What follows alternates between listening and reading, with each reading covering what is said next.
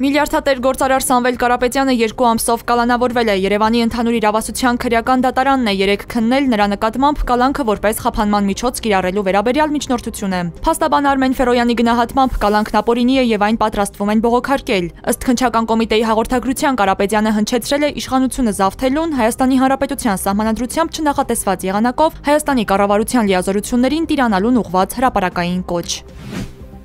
Անհետ կորածների հարազատները Երևանից երկկողմանի փակ են պահում Բաղրամյան պողոտան։ Նրանց լսելու համար այսօր տարածքի այցելել ներքին գործերի նախարարության ոստիկանության պետի տեղակալ Վարդան Վարդանյանը։ Ակցիայի մասնակիցները պահանջում են չեղարկել Արմեն Աբազյանի պաշտոնանկության որոշումը, քանի որ հույսեր էին կապում, որ Աբազյանը կարող էր հաջողություն գրանցել իրենց անհետ կորած հարազատներին գտնելու հարցում։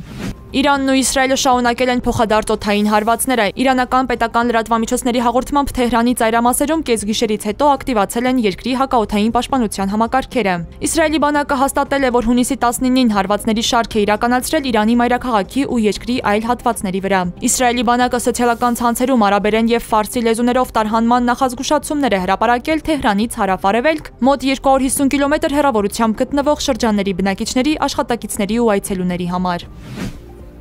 Իրանի եւ Ռուսաստանի ռազմավարական գործընկերության համաձայնագրում պաշտպանության ոլորտի հետ կապված որևէ դրույթ չկա։ Հայտարարել է Ռուսաստանի Դաշնության նախագահ Վլադիմիր Պուտինը պատասխանելով Թեհրանին հնարավոր ռազմական աջակցության մասին հարցին, թե ինչպես կարձագանքի, երբ Իսրայելը եւ Իրանը սպանեն Իրանի գերագույն առաջնորդ Այաթոլլահ Ալի Խամենեին, Պուտինը պատասխանել է, թե չի ուզում անգամ քննարկել այդ հնարավորությունը։